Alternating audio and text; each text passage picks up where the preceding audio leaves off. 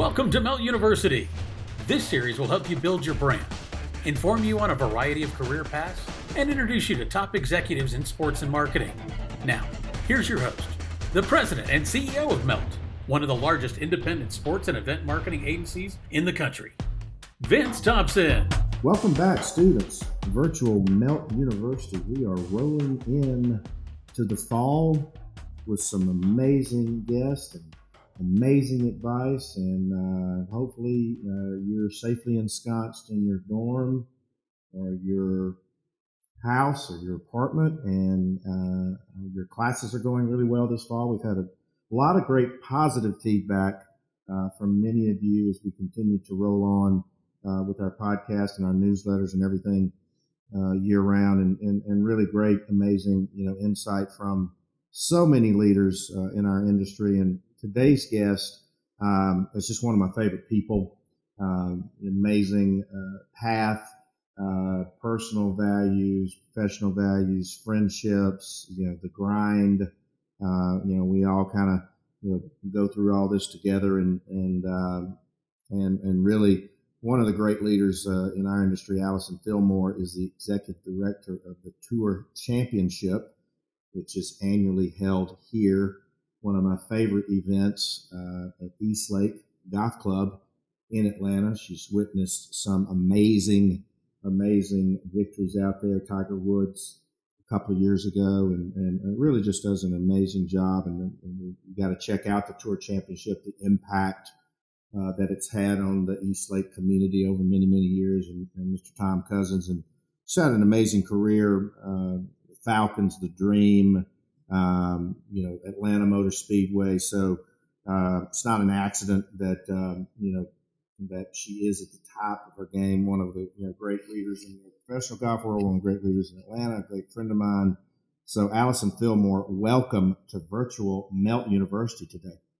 Thank you so much. Goodness, I'm gonna have to call you every day so you can give me that awesome introduction. Well, you want me? I'll just I'll be like the WWE announcer. I'll announce you perfect anytime, and then if you want me to, I'll share that with your husband as well, in case he forgets that that if he's living with in the midst of greatness, as well. So yeah, we always like to because we really appreciate you taking the time, and I think you'll hear from a lot of our students. But yours is an amazing success story. But before we dive into any of that, we always like to sort of take it back to sort of the beginning, like high school or college. And we really love for our guests to really sort of talk about passion. I had a passion for sports, I had a passion for writing. I was very fortunate. I got into Auburn University Sports Information as a student, and really got started on my career path there. But so we're always fascinating to hear about where was the passion first ignited. We're also always interested to hear that so many times when a lot of our guests go off to college, they intend to go do one thing and then they wind up doing another, like a lot of the brand managers, like, hey, I was going to be a doctor. Now all of a sudden I'm running brands. But for you, where did this all start? So actually, my love of sports started when I was very young.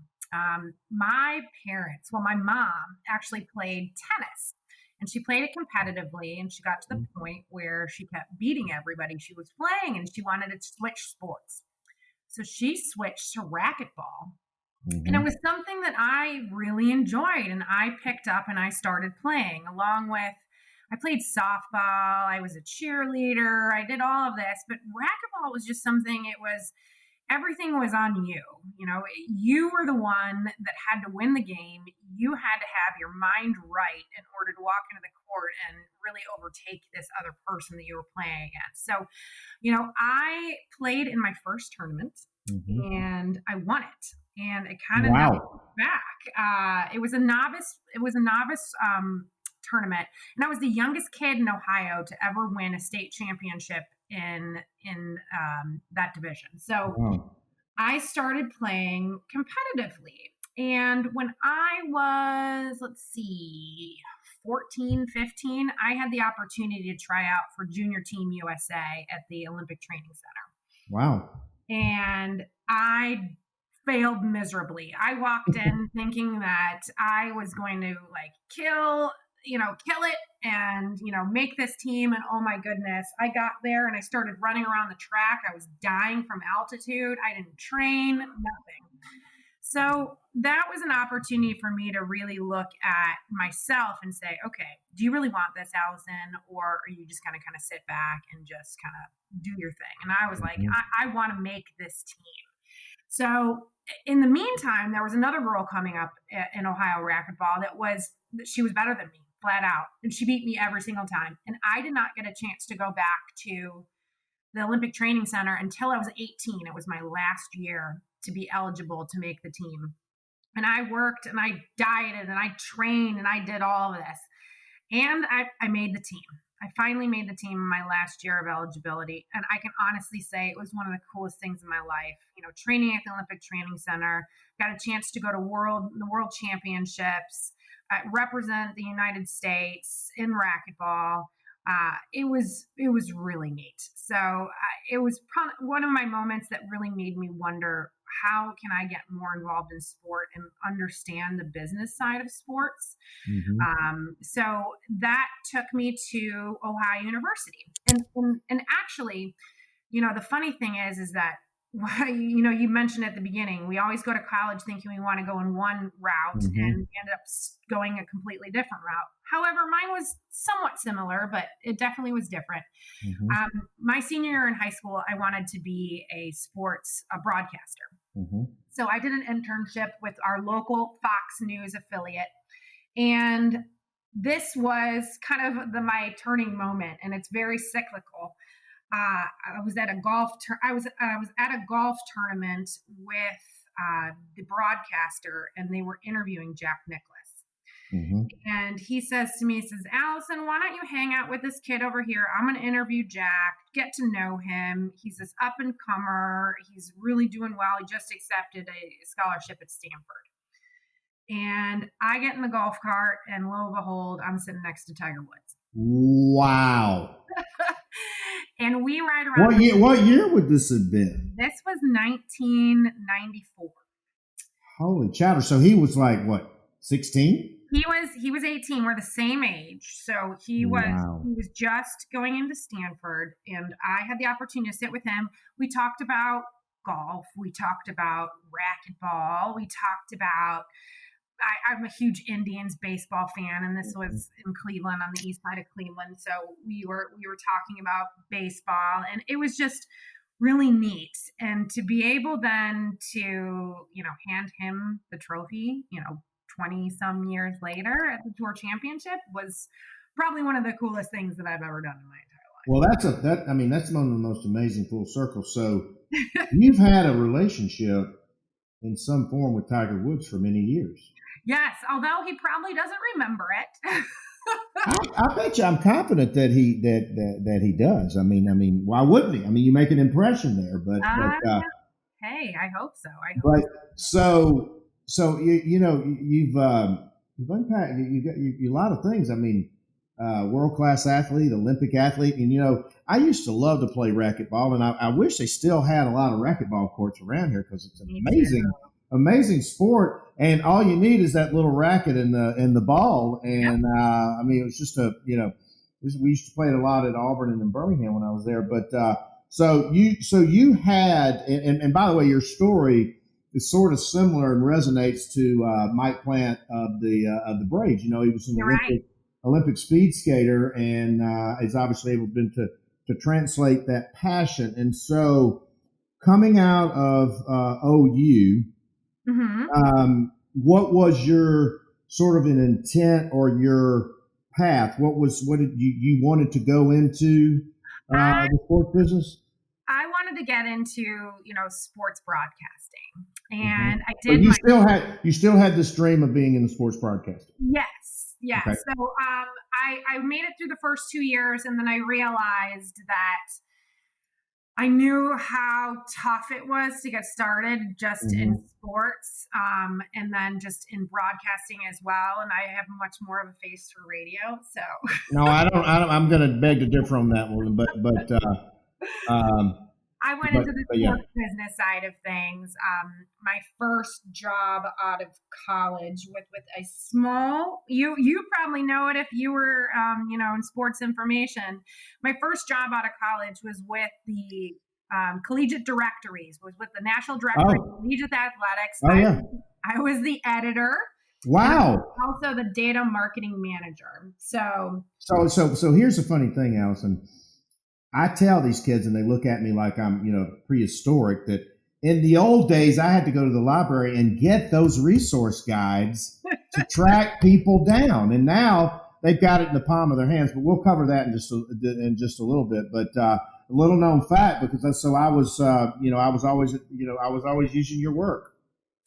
Well, that's awesome. I love it. Kevin Cleary runs the collegiate directories, and I believe he's still there. So yeah. Small little, organization right in Westlake, Ohio, where I was from. And it all gets started by, building relationships and meeting with people. And I had the opportunity, I did an internship with IMG in Cleveland my senior year at college while working 2 other jobs, because I didn't have the luxury to take an unpaid internship. Right.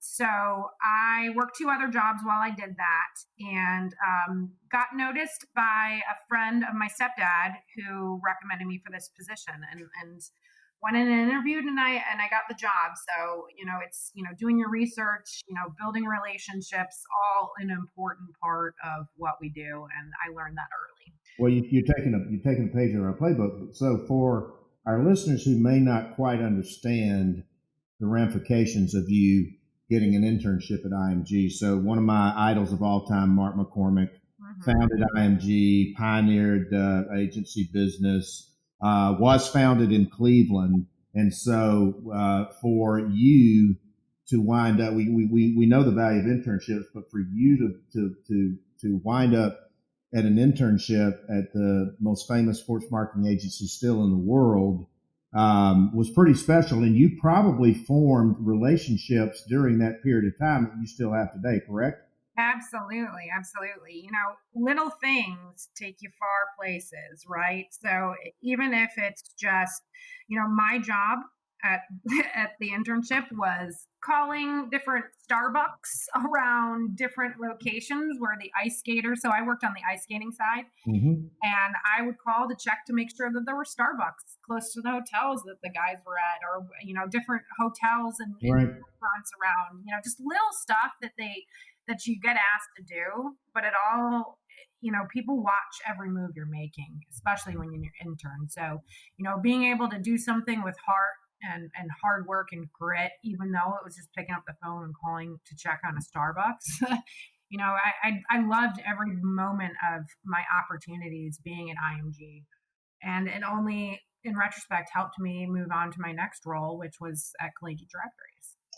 So let's talk about that for a minute, because you just hit on several of my hot topics, pet peeves, soapboxes. You use the word grit. We love the word grit. We'll talk about that in just a minute. But what I'm finding a little bit today, and I give my students some tough love from time to time, but what I'm finding is that they have some false set of expectations that they can be Vince Thompson or Allison Fillmore overnight. They have some false sense of expectations that it's beneath them, or that they're too good to call around, and it's the Starbucks close to a hotel where our stars are staying, and I find that, and then they want to job hop around, and because it's you can't figure out anything about any relationship in 3 to 6 months, and whether the job, personal, friends, romantic, whatever it is, and I'd like for you to share a little bit of your philosophy of, being willing to do whatever it took at that time, and not, looking for it to be, we always say you and I are overnight success. It was just a long ass night, but I want you to talk about some of your philosophy about that, because I really want them, and they need to hear that it's just a grind. I mean, you and I continue to grind every day.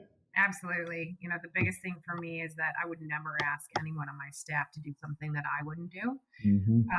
So I'm right in the trenches with everybody when it comes to lifting boxes, cleaning linen, wiping down tables, you name it. But when it came to my first job, and honestly, I got a big wake up call because I walked in thinking, okay, I'm not making a ton of money. I can go get more money somewhere else, and I can change jobs and be more successful and all that.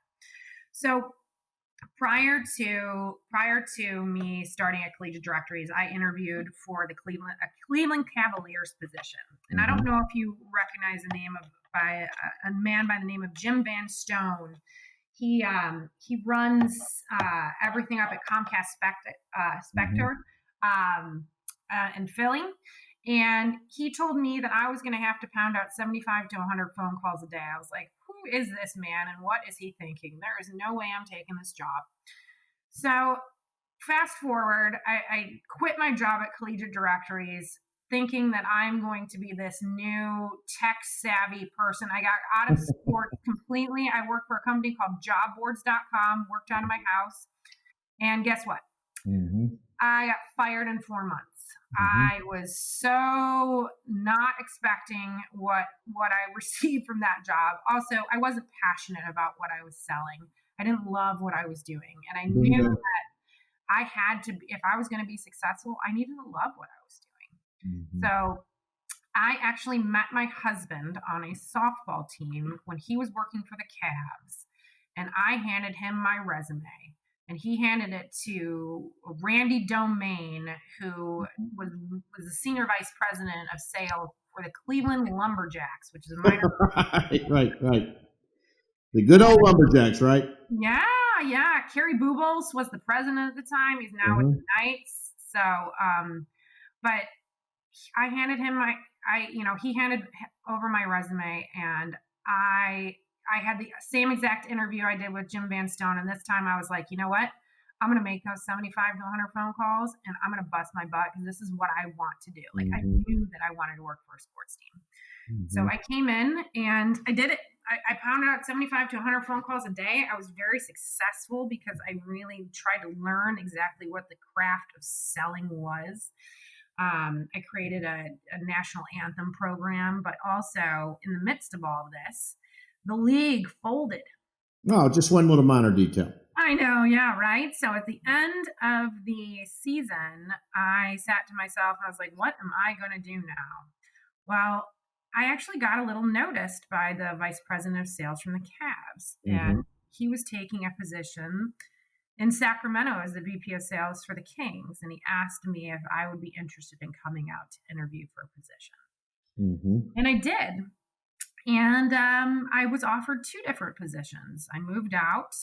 My husband, my boyfriend at the time, moved with me. He worked for the Golden State Warriors. I worked for the Kings. We lived in the middle. Wow. And it was hard. It was a grind because we were driving an hour and a half each way. But I loved this is Chris Webber days, Peja Stojakovic, all those, when the Kings were just at the top of their game. Was that the Maloofs? Yep, the Maloofs. Yeah. By the way, I represented them when they owned the Birmingham Fire. Oh, wow. The AFL team? Was it the World Football League? Okay. Anyway, yeah, we'll swap some Maloof stories one day because it was. Yeah.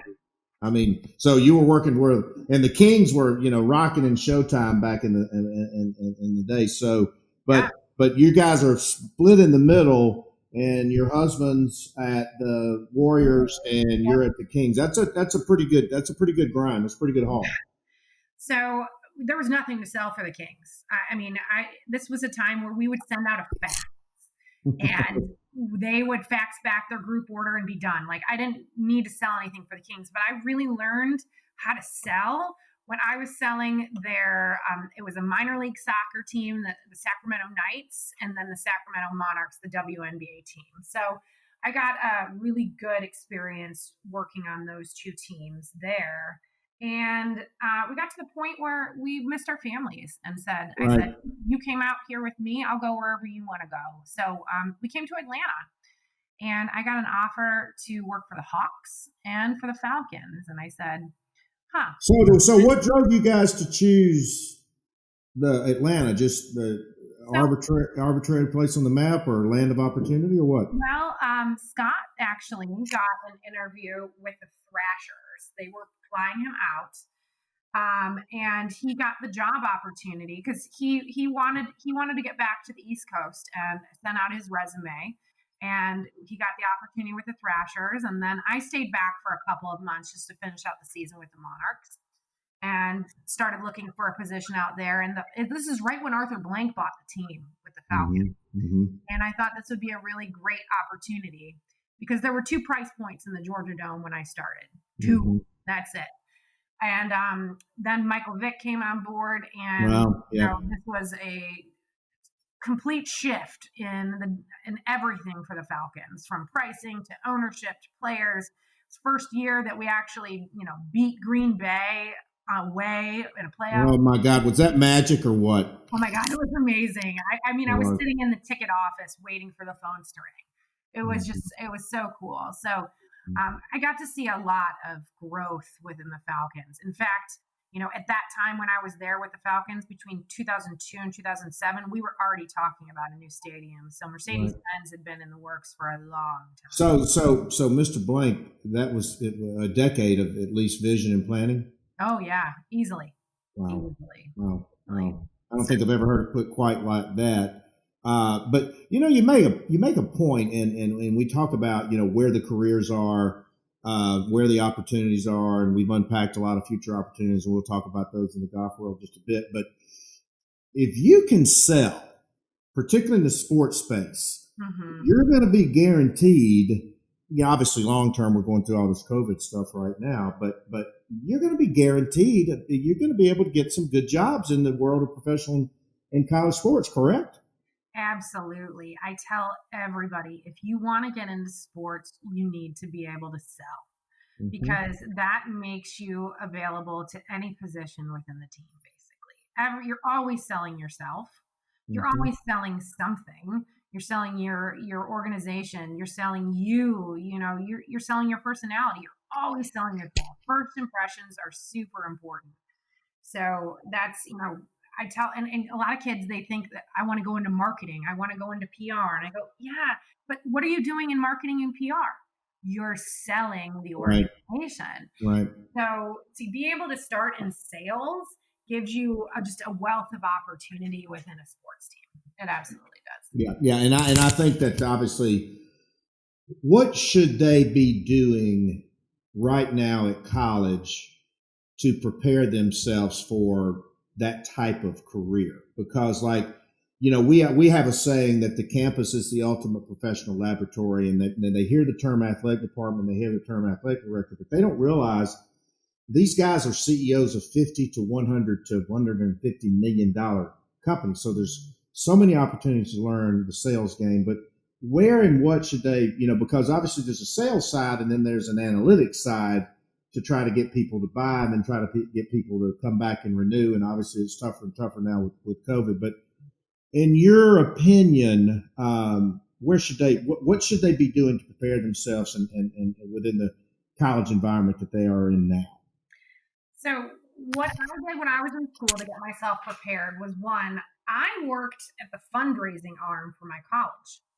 So I called people and asked them to donate money. That's selling the university. That's selling the opportunity to make the university better. Put yourself in a position where you learn about sales, whether it's retail, whether it's, with the college. It definitely does help because you get the experience of talking to a whole breadth of people. And I mean, I can remember when I called somebody and asked them to donate money, and they asked me to show me the money, just like in Jerry Maguire, like right. the phone, and they donated. It's little stuff like that you pick up that helps you. Another thing I would say, read books. Read books. Read. Yeah. I to this day, I still read at least 10 to 20 pages of a book a day to keep myself, learning Growing. This one book I'm reading right now, it's called The Slight Edge. My friend Travis Pellymounter, who I used to work with at the Falcons. All right, hang on. The Slight Edge, and then repeat that name again, because we always like to share our favorite author, our favorite people's go-tos. Yeah. So the Slight Edge, Travis Pellymounter was my friend. He just won the Stanley Cup last night because he's with the Tampa Bay Lightning. So yeah, I saw that. Kudos, yeah. But the gentleman that wrote the book is called Jeff Olson, and The Slight Edge is about just doing those little simple things that get you ahead in life. So I'm always trying to read some type of book that always makes me a better person, whether a better leader, a better person at home. Always learning, always growing, always being curious. We tell our kids that all the time. I mean, I should be teaching this with you. Matter of fact, you might be. In fact, you can have my whole company and the chair and the keys and everything. So we'll bequeath that to you today. But switch jobs for a little bit. Right, that actually might be a good television show. Job swapping in sports, but we do always we do tell our kids like always be reading, always be growing. And then you make a good point about the college environment, is because if the students they're getting great educations in the classroom, but I always say, hey, look around you. You're in the greatest professional career development lab that you're ever going to be around. If you want to go to the alumni department, because that's the lowest hanging fruit, is to leverage those emotional connections of alumni who are hiring, building those relationships, athletic department sponsorship. I learned a stat that shocked me. At the University of Georgia alone, and I'm sure it's this way at major universities, there are 300 different development officers within that university, within those various schools of engineering and those types of things. And so that's the lowest hanging fruit. But I do, like I said, sales is, we're all selling, because I'm telling them kids, I tell the kids, like, every interaction you have with Allison is an audition. And she's watching and she's observing and she's thinking about, what type of employee that you're going to make and a team member. And so all of these interactions, and to your point, even way back, you get in this golf cart with Tiger Woods and he's, 16, 18 years old or whatever. But also, and I think you're one of the best at this, talk about your philosophy of relationships, because we tell our students that relationships, whether any type of relationship, is like cultivating a plant or a vegetable or a flower. You've got to continue to nurture it. You've got to continue to trim it, cultivate it, prune it, water it, fertilize it, sunshine it. People say, Vince, how do you represent Coca-Cola for 2 decades? And I go, I never take the relationship for granted. No. Talk about your philosophy with building and maintaining relationships, because I love our students to hear it from the great ones.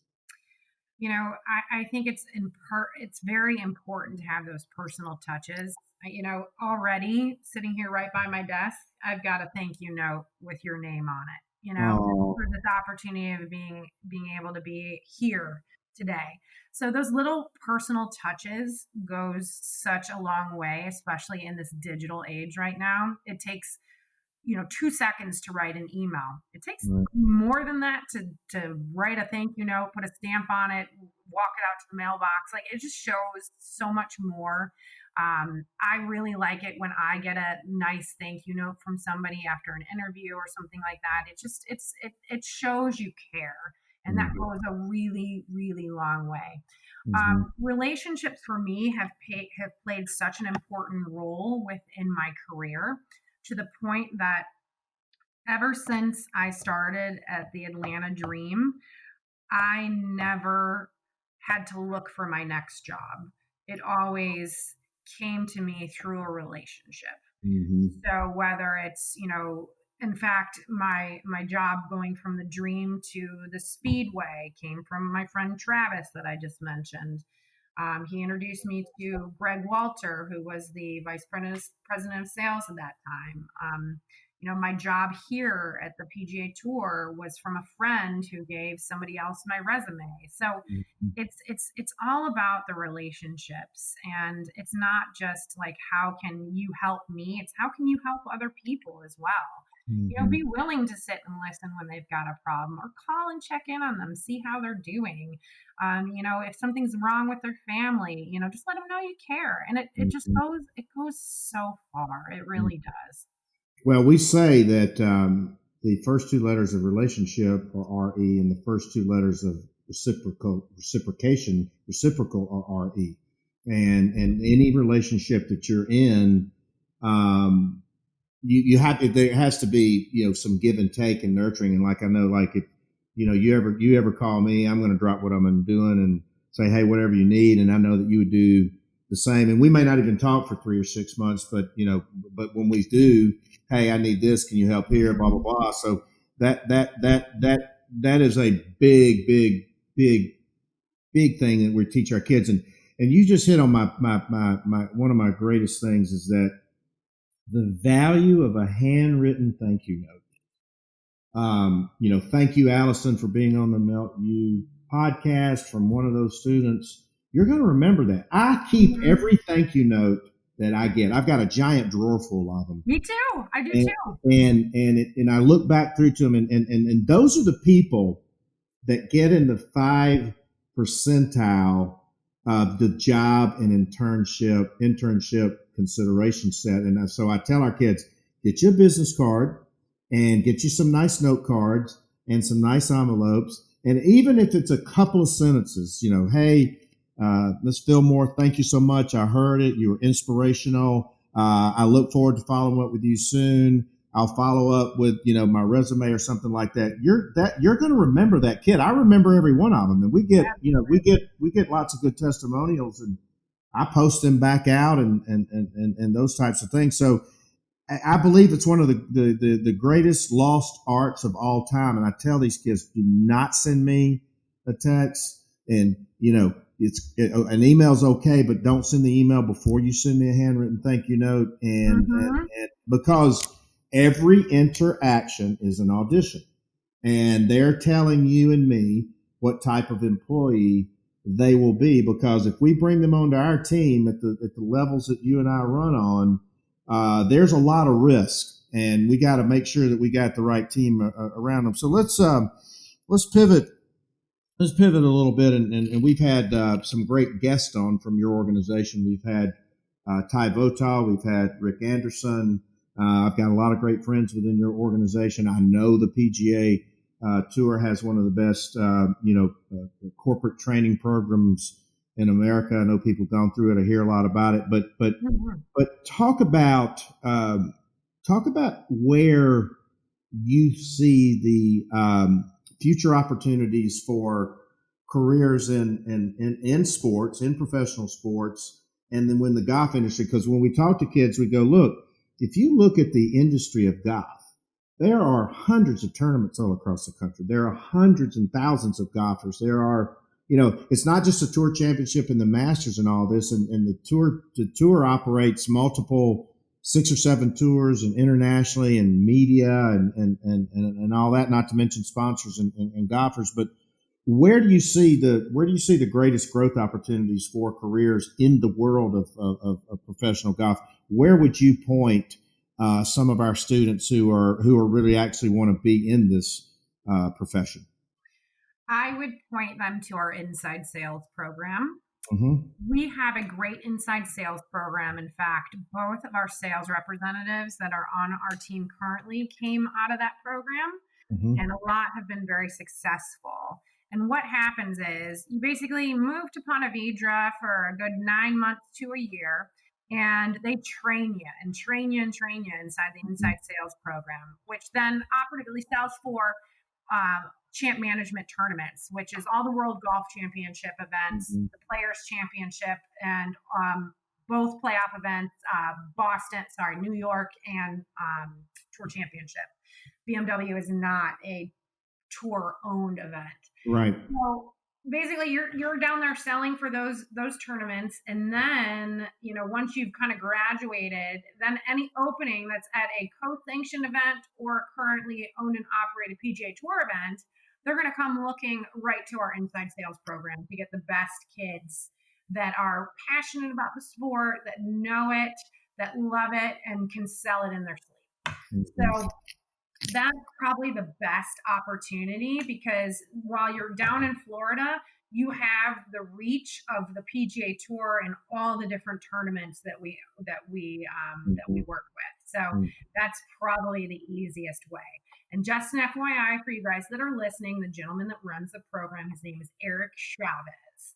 So he's the man and he loves to talk to anyone and everybody that's interested within the program. So Allison, guys, is giving you graciously a roadmap, and like I said, I've been around, all the pro leagues and all that, and what the tour does to groom and prepare their next generation of talent is, par excellence. And we hadn't talked about, and I overlooked this, and I want to go back just a minute. How long did you spend at the Atlanta Motor Speedway? Because when I look at your career, ambidexterity is the word that sort of rolls to the top. I mean, you were willing to, be in hockey, be in pro basketball, be in pro football, be in women's professional basketball, be in professional automobile racing, and now, with the professional golf. But do you see really nice opportunities within the professional automobile racing as well? Because we talk a lot about that. NASCAR does a great job. I think Steve Phelps and Jay Monahan are, very amazing leaders of respective sports and industries as well. So how long did you stay at Atlanta Motor Speedway? I was at Atlanta Motor Speedway for almost 8 years. And I actually made a complete career change. Not complete, but a complete kind of sales change. I went from ticket sales to sponsorship sales being there. So when I left the Atlanta Dream, I was a vice president of sales. When I started at Atlanta Motor Speedway, I was an account executive. And wow. I did a complete 180. I knew that I had the opportunity to take a step back because I wanted to take a step forward and learn the whole sponsorship sales kind of department. And I love sponsorship sales because you can get really creative. You sit and you listen to the needs of your clients. You can negotiate. I mean, it is the most fun thing to sell. You get to create fun and sell it to people. Mm-hmm. So it's, that was really interesting for me. NASCAR, I think, hit its rock bottom probably about a year ago and is on its way back up. Right. You're going to see a lot of consolidation already with ISC being bought by NASCAR. And then you got Speedway Motorsports that went from a public company to now a private company. You're going to see a lot of changes in this sport moving forward, just from people trying to get creative. And it's definitely time.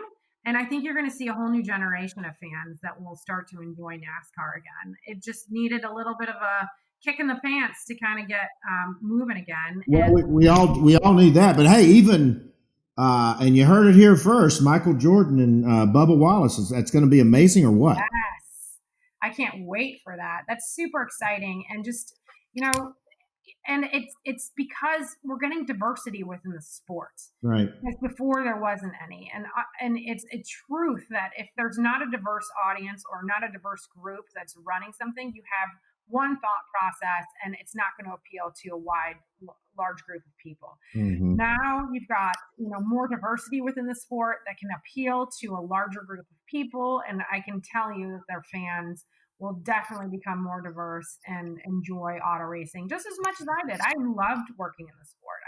People in the sport are amazing. I just think it's amazing what's going on, and you won't brag on yourself too much, but I knew your predecessors at the Tour Championship pretty well, but the job that you've done to elevate the Tour Championship nationally, internationally, the city of Atlanta, making the bold move to reverse the courses, making the bold move to move it Obviously this year's an exception, but move it into late August because we were always bumping heads into, college football in the fall and all that. And then the millions, 20 years ago, if you rode into Eastlake versus today, I mean, you've entered a different galaxy from the leadership that what, you've done and the Cousins family and the visions that Mr. Tom Cousins had. Students, if you really haven't studied how a sporting event can create a societal impact, probably the greatest case study in the country is what the Eastlake Foundation and the Tour Championship and Allison and her team have done to continue to transform, that area and lovely area. So, so two things I want you to talk about. Talk about that magic Tiger Woods winning, that feeling. I was there, this massive stampede.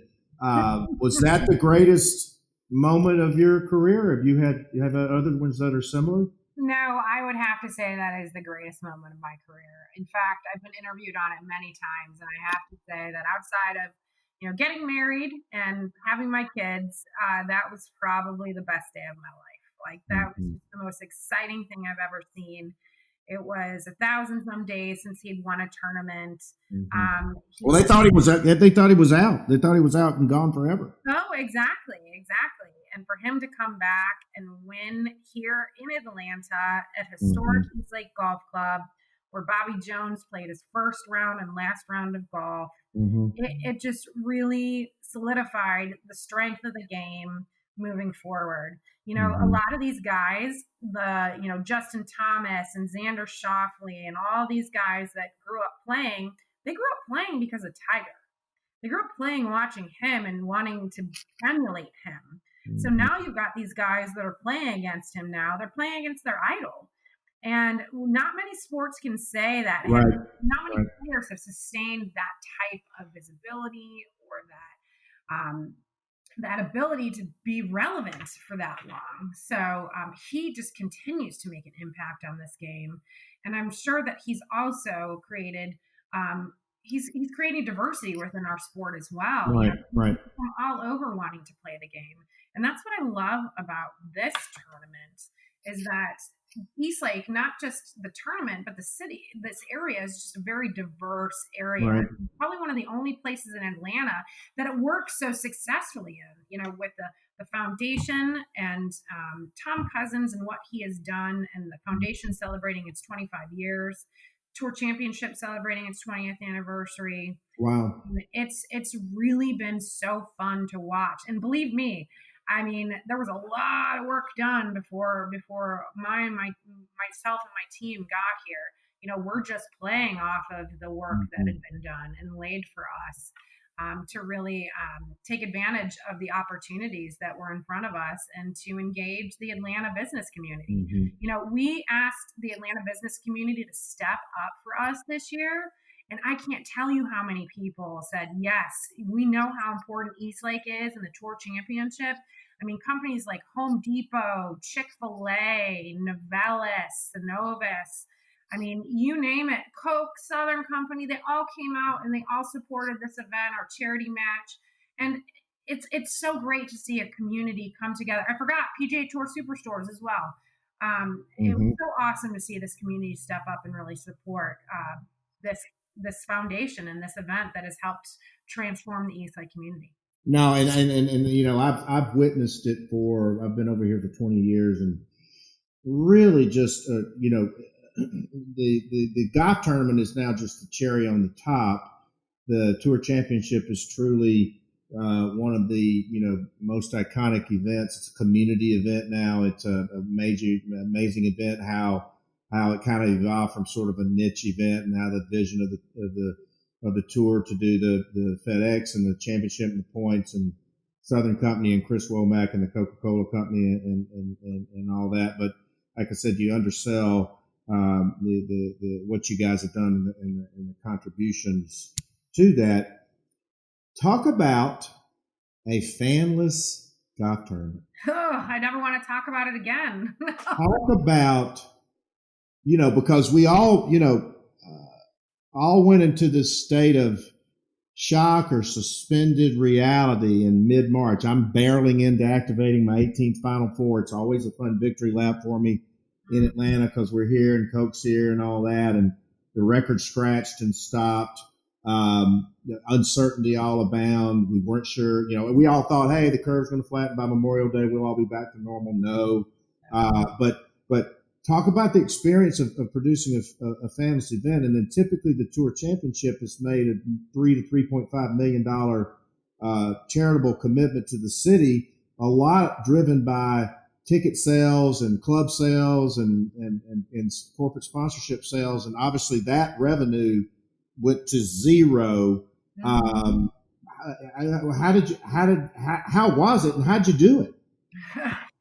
Well, we, March 12th, we had an event here at East Lake Golf Club for prospects. And the next day, the Final Four shut down. They said no fans. The Players' Championship got canceled and the whole world kind of fell apart. So 2 weeks later, we announced a schedule move to make room for the PGA Championship. And we moved to Labor Day weekend. And I thought the world was ending. I go, oh, God, an event on Labor Day weekend in Atlanta with everything else going on. So we went into a mode planning for that. And then seeing how every single tournament was starting with no fans. And it kept every tournament after that went no fans, no fans, no fans. So we had about 5 to 6 different scenarios planned out this entire time, from 100% of fans down to no fans. And every single day, something changed. We ended up starting conversations with the governor's office and then to the mayor's office. And we're a different bird because we're an outdoor event. So we're kind of like a festival permit or, something of that nature, which we have to hold. And, with us being in phase 1 and phase 2 of the city reopening, the permitting office isn't open for any types of events. So we had constant communication with the mayor's office, really trying to figure out how we can put on an event, keep our fans, keep our players, keep our volunteers and partners safe, and still reach this goal about giving back to the community. Because you still had to, you to run a professional golf tournament, you still got a massive infrastructure of people out there. Oh, absolutely. Absolutely. It takes about 1,000 people to put on the event without fans. Wow. So, we had to make sure we staggered those people in and out of the golf course at the right times. Everybody got tested. There was a bubble. You're inside the bubble, you got tested. Outside the bubble, you weren't around any players or anything of that nature. Everyone was socially distanced. Everyone wore a mask. And honestly, it was the toughest thing in my career to do. Right. Get this tournament started, just because of the unknown. We've never planned an event like this before. Right. So just making sure that everyone was, healthy and safe throughout this whole process. Right. And then we wanted to make sure that we gave back money to the community. So we have a great group of folks called our host committee, the Tour Championship Host Committee, which is chaired by Jim Dinkins from Coca-Cola, as well as Tom Fanning from Southern Company. Mm-hmm. And we called on our host committee to really help us generate funds. So they helped us generate funds. We worked with the community leaders within Atlanta, as I mentioned before, Home Depot, Chick-fil-A, PGA Tour Superstores, Novelis, Synovus. They all helped and they chipped in, and they helped us, take care of a lot of this money that we were giving back to the East Lake community. And so happy to say, throughout all of our efforts, we were able to actually surpass what we've given back in the past.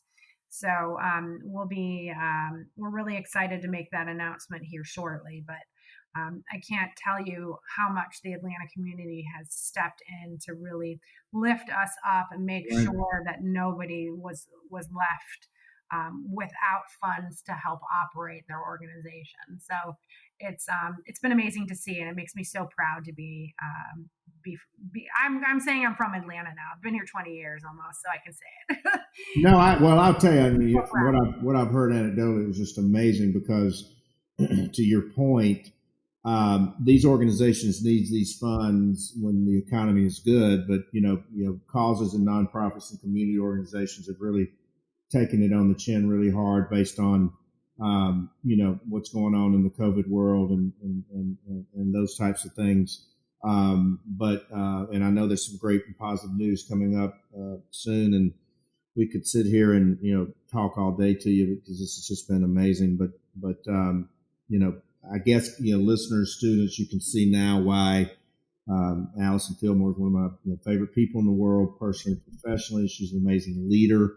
You need to take the time to follow her, research her, stay in touch with her. She's a leader in the community, Sports Council, Women in Sports, a lot of other organizations. Atlanta is one of the great epicenters of professional and collegiate sports, and she's there's not an accident that she's been a part of a lot of these great organizations and great people. So this is one that I strongly encourage you to stay in touch with and follow, because she will respond.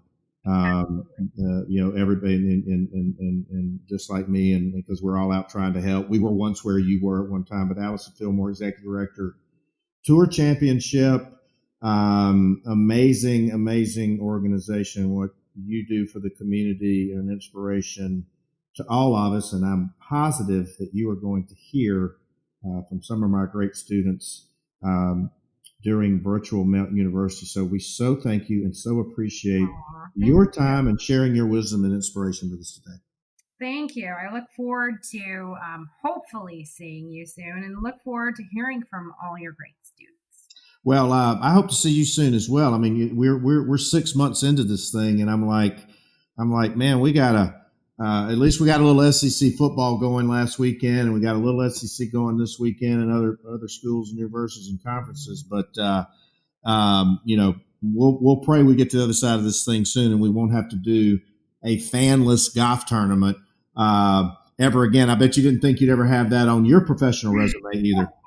Well, my last 3 years have consisted of, Tiger Woods winning, a massive lightning strike last year, and then a pandemic this year. So yeah, gotta get better sometime. Yeah. I'd say that I even forgot about last year where you were right in the vicinity of a major lightning strike. So if you walk around Allison, always stay at least 10 to 15 feet away from her, because there's some going to be some bolt of electricity always going off if you're in someplace. But we really appreciate your time today and your words of wisdom and inspiration, and I look forward to seeing you soon. Thank you, Vince. I appreciate it. Look forward to seeing you as well. Thanks, Vince. Hope you enjoyed today's virtual class. We'll be back soon with another edition of Melt University 2020.